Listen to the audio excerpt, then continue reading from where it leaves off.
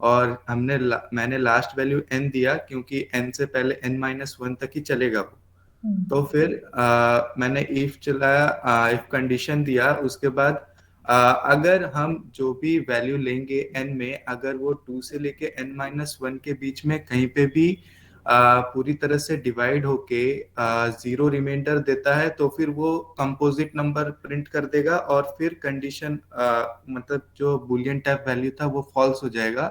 फिर उसके बाद वो लूप ब्रेक हो जाएगा, और फिर वो इफ कंडीशन को चेक करने आएगा, फिर वो अपने आप फॉल्स होके फिर वो मतलब इस प्रोग्राम को एंड कर देगा। बट अगर ये इफ वाला ये वाला कंडीशन सेटिस्फाई नहीं करता है तो फिर वो directly n is a prime number print करा देगा। उसके बाद हाँ, दूसरा प्रोग्राम था फाइंड इवन और ऑड।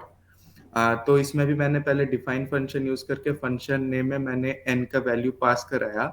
अगर मैंने फिर इफ कंडीशन दिया, जो वैल्यू हमने एंटर करवाया था अगर वो 2 से डिवाइड होके कंप्लीटली जीरो वैल्यू देता है तो फिर वो इवन नंबर है, अगर नहीं है तो फिर वो ऑड नंबर है। इसलिए मैंने ऑड नंबर का कोई वैल्यू नहीं दिया है, सीधा मैंने एल स्टेटमेंट में ऑड डाल दिया। उसके बाद हमारा तीसरा प्रोग्राम था फाइंड एन आर्मस्ट्रॉन्ग नंबर।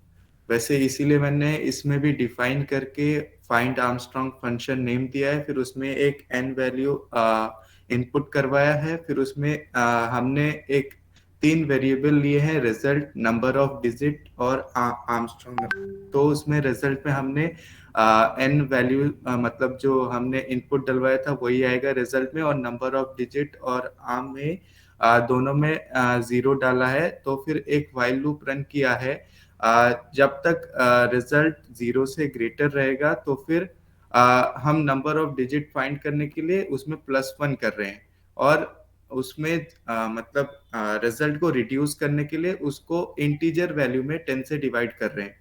फिर उसके बाद दूसरे वाइल लूप के लिए हमने रिजल्ट को फिर से हमने जो n इनपुट करवाया था वो ले रहे हैं। फिर से हम रिजल्ट में जब तक मतलब रिजल्ट ग्रेटर देन जीरो है वो ट्रू सेटिस्फाई करके आगे कोड को रन करवाएगा। इसमें मतलब रिजल्ट को 10 मॉड्यूलस करेंगे तो रिमाइंडर आ जाएगा।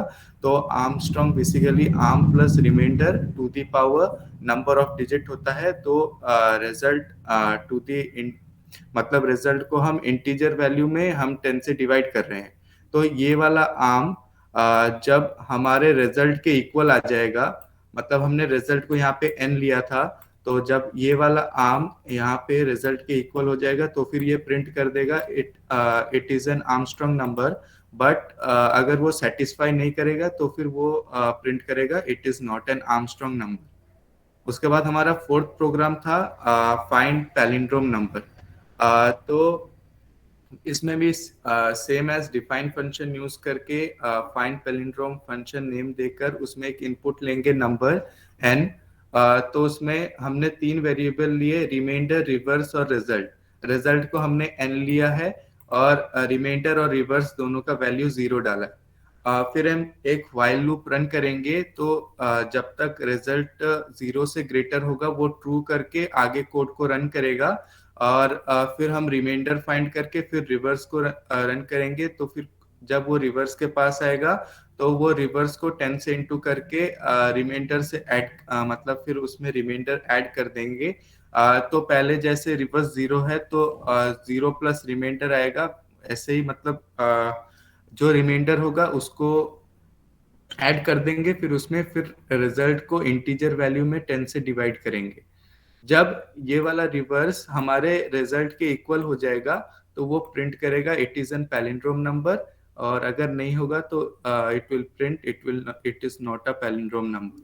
उसके बाद हमारा फिफ्थ प्रोग्राम था find if what is the area and perimeter of an rectangular ground.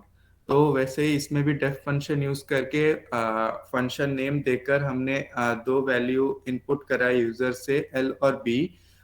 तो फिर एरिया ऑफ रेक्टेंगल फाइंड करने के लिए हम प्रिंट कराएंगे एरिया ऑफ रेक्टेंगल, और उसमें एरिया का फॉर्मूला दे देंगे रेक्टेंगल का एल इंटू बी, और पेरीमीटर फाइंड करने के लिए 2 इंटू एल प्लस बी। उसके बाद अगर सारे कंडीशन सेटिस्फाई होते हैं तो व्हाइल ट्रू लगाकर सारे मेन्यू डालेंगे। उसके बाद हम कौन सा प्रोग्राम रन कराना चाहते हैं, उसके लिए इफ कंडीशन में हम उस प्रोग्राम के लिए हम उसका वैल्यू लेंगे। फिर उसके बाद जैसे फर्स्ट प्रोग्राम है तो उसमें हमने n वैल्यू पास कराया था, तो फिर n का वैल्यू लेकर हम उसको प्रिंट करवा देंगे। वैसे ही फिफ्थ प्रोग्राम तक करेंगे। फिर जब सिक्स प्रोग्राम आएगा तो अगर यूजर सिक्स प्रिंट करेगा, वैल्यू डालेगा, तो फिर थैंक यू प्रिंट होके लूप ब्रेक हो जाएगा। मैम मैं अभी इसका आउटपुट दिखा रहा हूँ।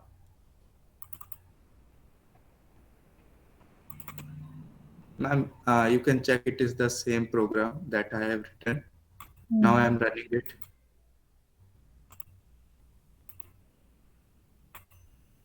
So ma'am, I am entering one. Ma'am, let me.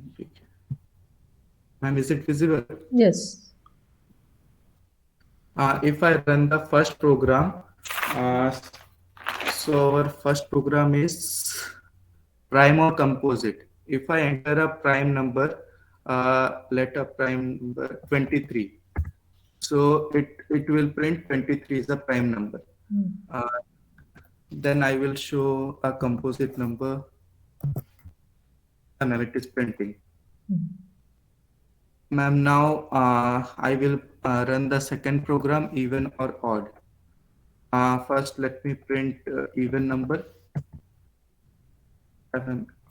22 is an even number. Now odd number is an odd number. Now third program, Armstrong or not, ma'am. 153 is an Armstrong number. Yeah, 153 is an Armstrong number. Now let me enter any of the number. Sorry. It is not an Armstrong number. Now let me enter a palindrome number. It is a palindrome number. It is not a palindrome number. Now I'm entering any length, any breadth. Now it will print the area of the rectangle and perimeter of the rectangle. Then in sixth program, it will end. Good.